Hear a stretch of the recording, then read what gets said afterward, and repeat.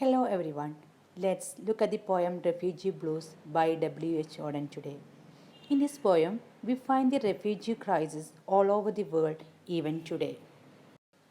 The poem laments about the poor condition the narrator, a German Jew, and his wife has to go through in order to survive from Hitler's anti Semitic policy. This poem is about how everyone denied to help the refugees.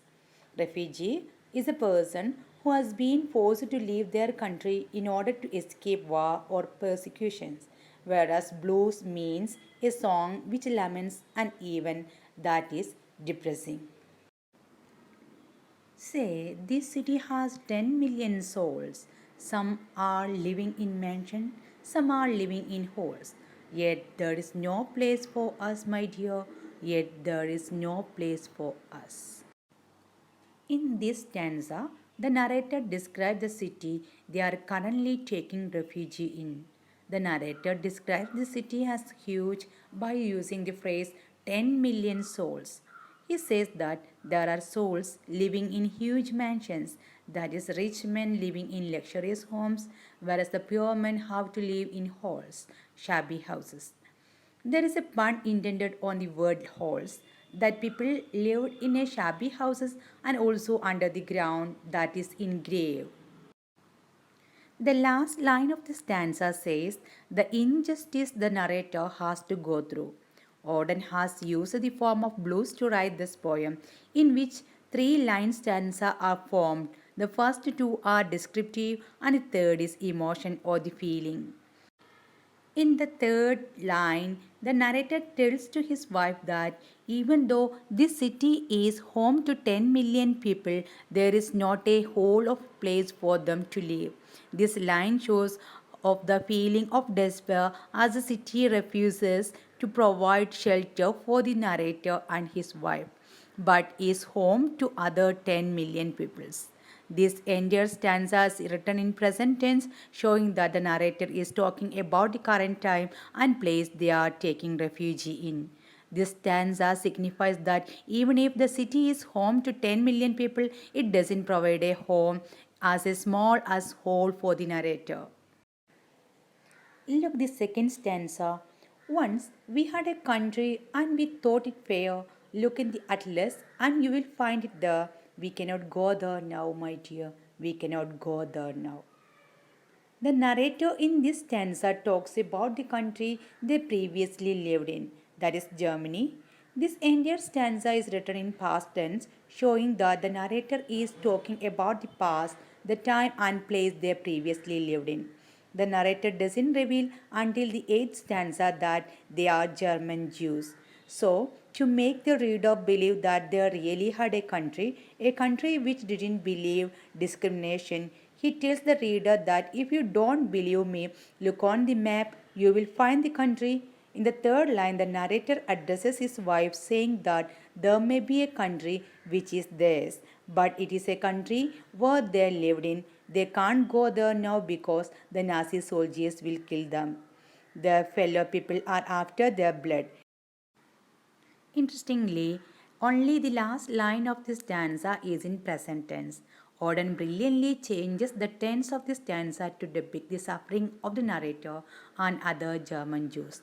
This stanza signifies the previous and the present condition of the narrator, how they lived in their country, and how they can't go back there. Let's move the third stanza. In the village churchyard, there grows an old yew. Every spring it blossoms anew. Old passport can't do that, my dear. Old passport can't do that. The narrator then compares and contrasts the lives of an old tree which grows in the village to the old passport.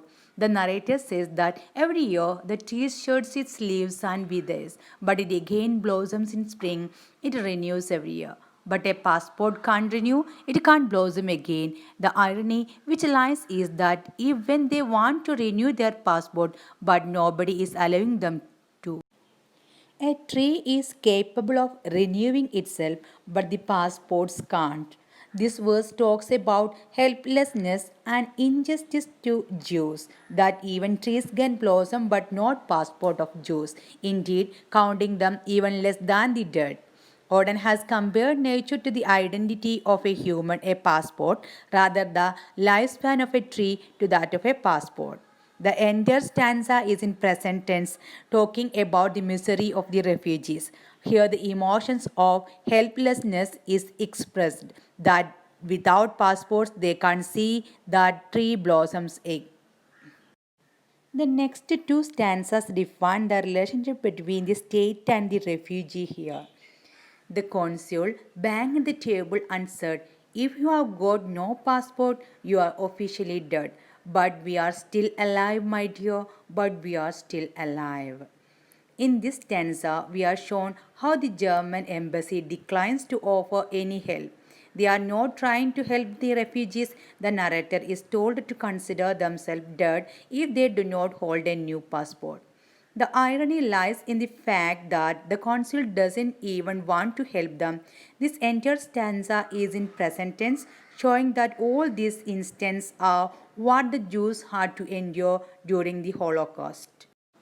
The third line in this stanza gives the feeling of abandonment, that how the country, the city they are living in, and the consul refuses to recognize them even as humans. The narrator is being humiliated, declared dead on his face, and he has nowhere to go. The emotion of helplessness is shown here. The narrator is telling his wife that they are alive and that they are surviving. The stanza signifies that what Germany thinks of the German Jews, they are considered dead even when they are alive. Look, the next stanza. Went to a committee, they offered me a chair, asked me politely to return next year. But where shall we go today, my dear? But where shall we go today? In this stanza, the narrator goes to a committee which helps the refugees. The committee excuses themselves for a year and asks the narrator to return after a year.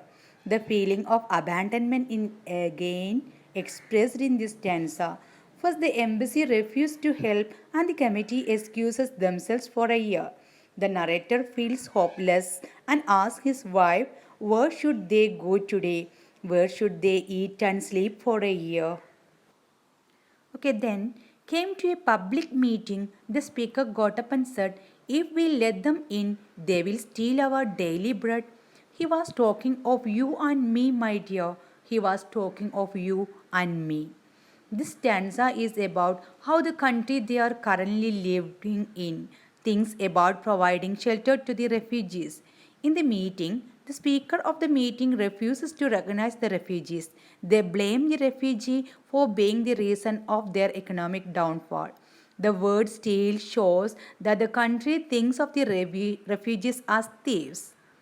In the third line, the narrator addresses his wife that the thieves were directed towards them. This stanza signifies that what the non Jewish people think of the Jews and blame them for being the reason of their country's economic downfall.